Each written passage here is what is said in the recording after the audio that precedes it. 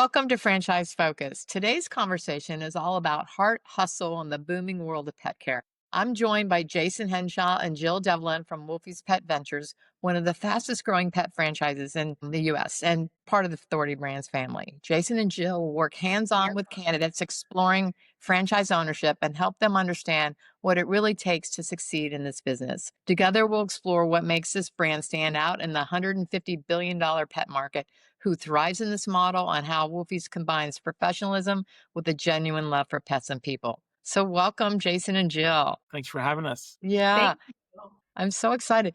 Can you guys give just a brief background about yourselves individually? And we'll start with Jill. And Sure. I'm Jill Devlin, one of the franchise development managers with Woofies.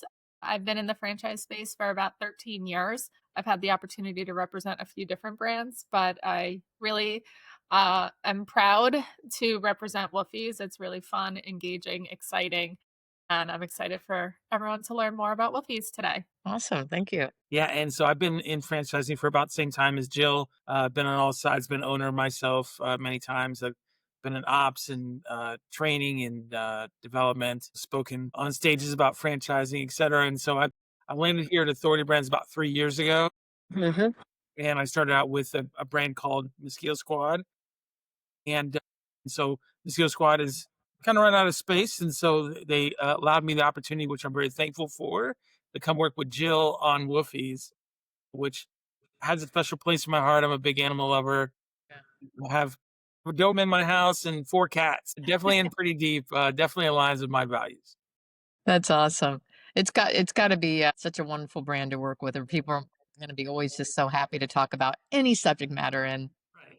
your development process, I'm sure. That's great. So, for those of you new to the brand, Jason, can you walk through a little bit about what kind of gap or what their service offering is and kind of the gap it fills in the industry? Yeah, so it's a very unique, it takes a very unique space in the industry, and the fact that in franchising there are competitors in this space, but they typically just do one of our services. So, for example, there's mobile pet grooming, right? There's maybe two or three or maybe even more mobile pet grooming brands out there. Same with doggy daycare, right? There's brands that, but they just do that one thing, and so that's where we fill that gap. That we provide three levels of service, which is mobile pet grooming, daycare, so dog walking and sitting, and then the third category is walking, right? Hmm. So provide basically, an opportunity to create relationships with customers on those three levels, because at the end of the day, this is a trust-based business. People are trusting you for the care of their pets. And so if they don't have to find three vendors to get those needs met, but they can just come to just us or to your candidate for those things, it makes the pet owner's life a lot easier. It's a great way of looking at it. And how has the brand evolved since Authority Brands purchased it? Yeah, so Authority Brands acquired Woofies in early 2022. So a lot of our growth has come since then. But we see a lot of benefits for our franchisees, especially being a young emerging brand, Hmm. as far as our buying power and our purchasing power with vendors. It's not just the, you know, almost 80 franchisees with Woofies, it's all of the Authority Brands franchisees altogether. So really big benefits there, but also being able to engage with national partnerships. So along with having the three recurring revenue streams, as Jason mentioned, we're really trying to, create an ecosystem of premium pet care services, including those national partnerships. So we have Farmer's Dog, Ancestry.com for pet Oh, DNA, wow. Vet Tech Connection, which is vet telehealth, and our latest one is the AKC. You can't get much bigger than that in the pet industry, and our franchisees have the ability to have their vehicles AKC safe certified, so they'll get the AKC decal on their van, which is just adding greater validity when Yeah, clients are using Woofies for their services. that is huge. Wow, I didn't know that. Learning something new myself. And what do you guys see as the either growth trajectory for Wolfies? But when you speak about growth, are you talking about new lines of service or owners or? Oh, we could do both actually. No, but I was thinking owners. I was thinking how many locations there are and owners. Yeah, so I mean, knock on wood, we've been very successful and lucky with the great owners. We basically doubled in size year on year, and you know, uh, Fantastic. we went from 40, I think, in 23 to 80 at the end of 24. And so we're going to be somewhere, I think, around 100 plus at the end of this year, right? So Sure. yeah, very, very streamlined growth. And it's just, it's a fun brand, guys. I mean, people love animals, love pets, get generally excited about being a part of this brand. And so, the second half about where we see ourselves in the future, and we're looking at additional lines of revenue, particularly training. Dog training is something that we're considering in the future to add additional line of revenue. We're also piloting some other things at some of our locations. That's kind of the future, and much even further out. Um, Jill and I had some conversations with the brand president that way further out in the future that will be a part of our portfolio as well. So basically, there'll be no reason to go anywhere else but Woofies for your needs. Oh, that's fantastic. And the logistics of that, or when you're thinking, when an owner's looking at that, is it how do they start with one service and then kind of expand out, or how is somebody typically rolling out there when they're starting? Because you've got those various streams, I guess. Right. We do majority of our owners are, starting with all 3 Okay. businesses streams at once. When we were dealing with COVID and the vans were taking longer, we would allow them to start with the walking and sitting while they Okay. waited for the vehicle. But right now, our franchisees likely have their vehicle waiting at home before they even attend in-person training, so that once they return home from training, they hit that 2-week mark post training, they're ready to open. They have everything ready to go. So Wow. we'll say most are starting, that's what we do require them to offer all 3. And most common, they're starting with all 3. And that's not a challenge in terms of hiring and whatnot. And no, I guess not. I mean, you're just having different lines. So yeah. Yeah, and we have a talent team that helps with sourcing and vetting the candidates. So they have support there. They'll put together the job descriptions, post them out. They vet the candidates before passing them to the owners to interview and then ultimately make that hiring decision. Wow, that's a huge, huge benefit as well. When you're talking to the candidates, what's kind of the aha moment that they have when they really understand how the business works and the opportunity? Yeah, so I mean, this is a passion brand, right? And so Mhm. people that generally come our way are pet owners or people who love animals. And I always like to say, if you don't have that, if you don't like animals or being around dogs or anything like that, this is not going to work for you. Right. Um, so the moment they kind of find out that they can leave I mean, let's face it, the majority of the people we're talking to are what we call corporate refugees, people that are Mhm. leaving the corporate world. That's kind of the most common refrain that we hear. So when they hear that they can leave that world and get to hang out with dogs all day, it's a pretty great they realize it's a pretty good gig, and usually it ups their excitement even more. They're already excited when they come on with us because it's a fun brand, as I said, but when they kinda get to know what a day in the life looks like, where they get to interact with other pet owners through events that we do locally, it's not just all humdrum running a business. There's actually a fun element to what we do. Yeah, yeah. And scaling for someone that wants to scale this business, I guess in terms of the grooming side, you've got to add more vans. Is there a benchmarks and timeline that people are looking, and how many one territory can typically hold? Or This is a highly scalable model. Everyone starts with 1 van. Again, I don't think we fully outright said it, but this is fully mobile. So there's no brick and mortar. The walking and sitting, well, the sitting part is either in the pet's home or in a pet sitter's home. So there's no brick and mortar whatsoever. Everyone will start with 1 van, and then our goal for them, as it should be for themselves, is to expand their fleet.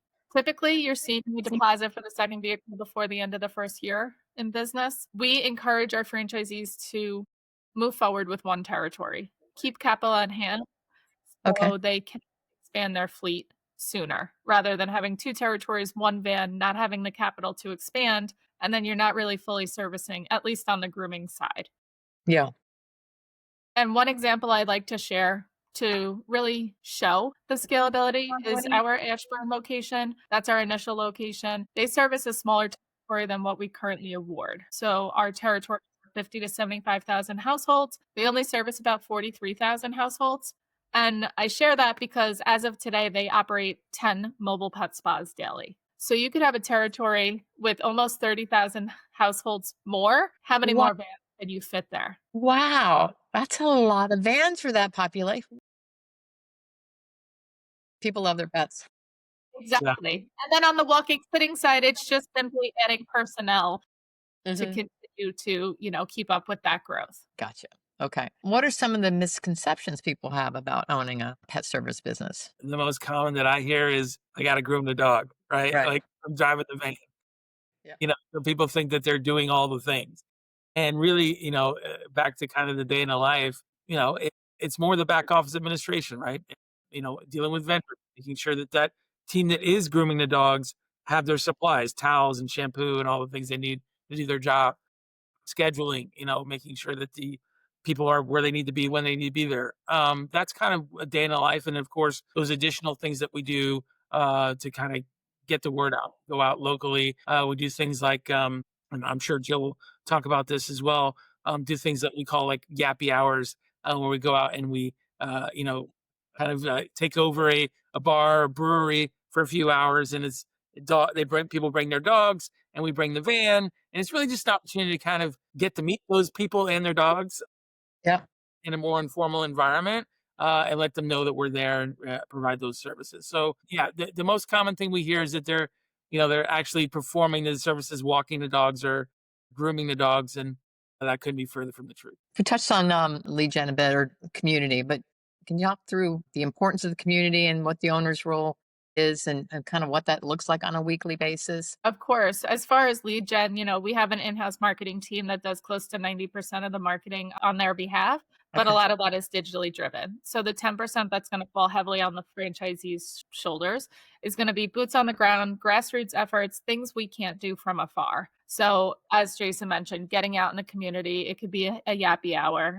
It could go to your local dog park and post out for complimentary nail trims. The caveat being getting the pet parents email. So now you can start direct marketing to them. Holidays coming up. One of our biggest events that almost all of our franchisees do is Paws and Claws. So just like you bring your children to see Santa, now you can bring your fur babies to see Santa. And a lot of times they It's do awesome. with giving back to the community, whether it's a local rescue shelter, whatever. It doesn't have to be pet related either. Just giving back to the greater good of the community that you're servicing. But Google will be great for grooming. People are willing to do a Google search, try a new groomer when they're in need of service. But getting out in the community, gaining that trust and loyalty is really going to foster the growth of the walking sitting side. Not only are they trusting you with their fur babies, but also likely when they're not home. So that will grow more organically. And that's where you'll get a lot of these relationships started in those community. Gotcha, gotcha. And so you create all that the digital lead gen and you're saying primarily that'll drive a lot of the grooming. What when those leads come in, how are they coming in? Who's answering that? How's it getting booked? Yeah, so those are coming in directly to the owner. So if the owner is an owner operator, they will be wearing all the hats, particularly in the beginning. So they'll be managing those. They'll come in via email, phone calls, whatever way the customer decides to reach out, right? They can fill out a Right. form. They can also call us. And so their job is basically as an owner is to sch- schedule those people, get them on the books, and of course answer questions that they might have. That's how they come in. We also are working on a call center that will enable them to, answer those calls for them, particularly on off hours when they can get to the phone. Perfect. Perfect. What have you seen the top owners do really effectively that really has helped them grow and whether it be the hiring, the community, leadership, whatnot? I would say, excuse me, two characteristics of a really strong owner is getting out in the community, taking part in those events, understanding how important those are, Yeah. and then also creating a culture and a team that community members want to be a part of, retaining that team. I often tell my clients when I'm working with them, they worry about hiring and whatnot. This is very much a different mindset. Yes, grooming is a career. So, but the walking sitting side, it's an I get to job, not a I have to job. And I Yeah. think it's a big difference. How many people go to local rescues and shelters out of the goodness of their heart to walk dogs, pet cats, and now they can do it and make some extra money. I mean, Mhm. even our director of fleet operations, he started as a dog walker and he did midday walks to get away from his desk from his 9 to 5. So Well, there's people out there doing that. So I think creating that culture that people want to be a part of and being involved in the community are really going to be game changers for franchisees. Fantastic. When we think about an ideal owner, is there? I mean, we obviously talked about they've got to love pets, right? And they've got to love dogs and cats and whatnot. What any other features that you think are qualities that are important when identifying someone? And I get this question asked a lot, even by candidates, really good candidates. Usually, I ask that question, right? How can I be as good as I can possibly be? And so, the way I always answer it is, there's three things that make a good franchisee, and this is universal, right? I Hmm. think this is the brand is the things that Jill described, but there's some generalities that we can talk about in franchising in general. One is, you know, paying attention the model, right? There's such a thing as people are too entrepreneurial for Right. franchise. Like Steve Jobs make a horrible franchisee, right? He's not going to follow any systems or processes that you give him, right? And on the other end of the spectrum, they make really good franchisees because they're used to following systems and processes, right? That's what they Hmm. know.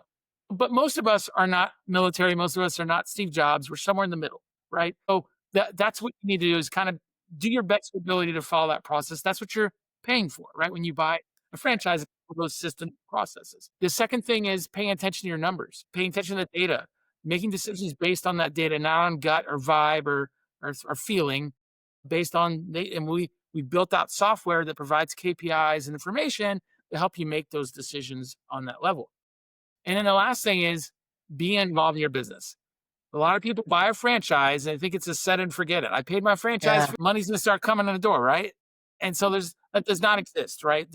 Even if you come in as a semi-absentee owner, there's still an amount of activity that's needed to make sure that the business is successful.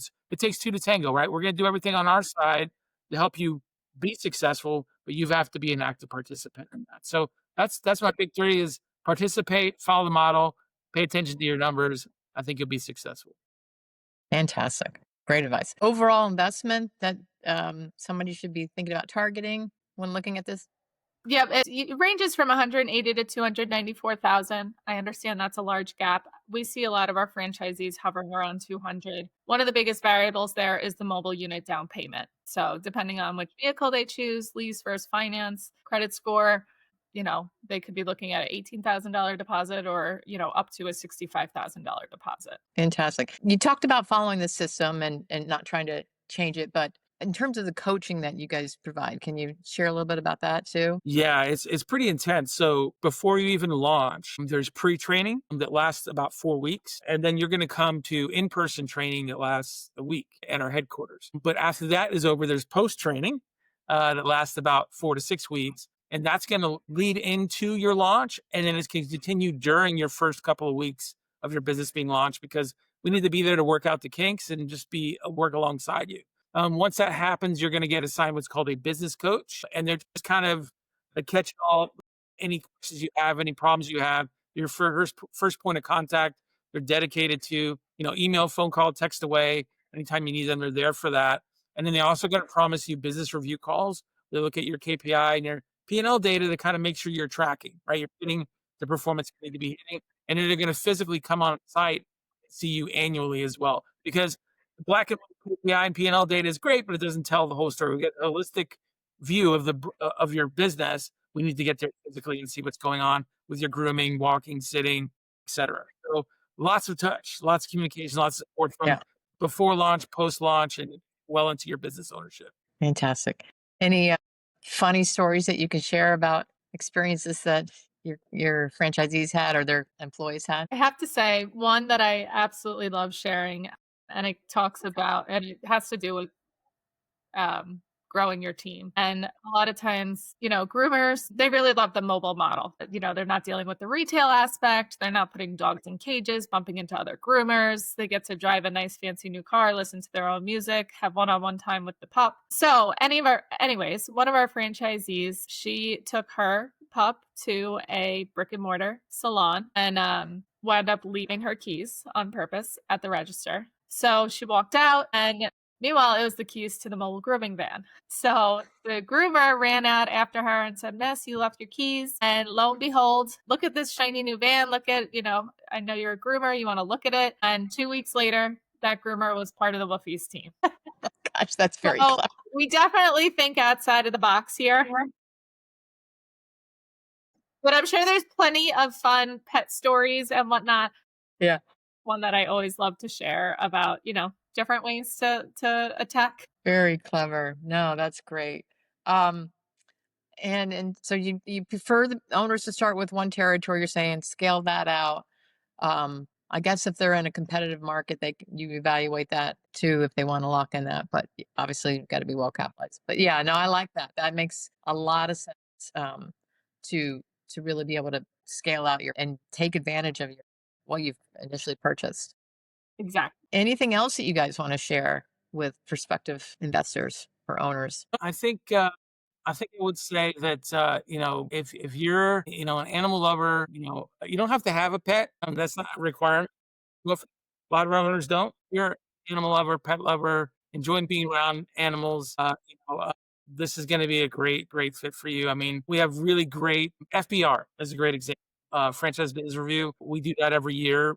So if they wanted to check out our FBR rating, which you know what FBR, they are independent body that interviews owners and asks them. Yeah, They're one on one. They're they don't have to disclose their name, and they can basically say what they really think about their brand. And so the fact that we rank so highly with this brand really speaks to how happy our owners are with this brand. And so we know you'll be happy with the brand because we have a lot of owners that will back that up, and you'll hear that during validation. yeah, But if you want to own a business and be in a space that involves being around pets, there's no other choice in my opinion. fantastic. Anything else, Jill? Yeah, it's fun, it's engaging, it's exciting. I mean, you could have a terrible day and you have a dog come lick your face and, everything goes away. And it's not, dogs and cats are going to be our bread and butter, but as Jason said, this is animal lover. You can cast a much wider net on the walking and sitting side, or the sitting side Yeah. rather. Um, Okay. the household pet may need some level of care, even if it's putting flakes in a fish tank. Even in some parts of the country, it's livestock. I mean, so many people have chickens these days, and man, they are high maintenance. So, really, you can take on one or any pet, any animal that you or your team are comfortable in handling. Fantastic. Well, I appreciate it. This has been very informative. I love where this brand is going. And obviously, it's got a lot of success already, but sounds like it's really going to scale out and a lot of value for owners. Thanks again for your time. And maybe we'll have to do an update next year and see where you've grown. Awesome. That sounds great. Thanks for having us, Laura. Yeah. Take care.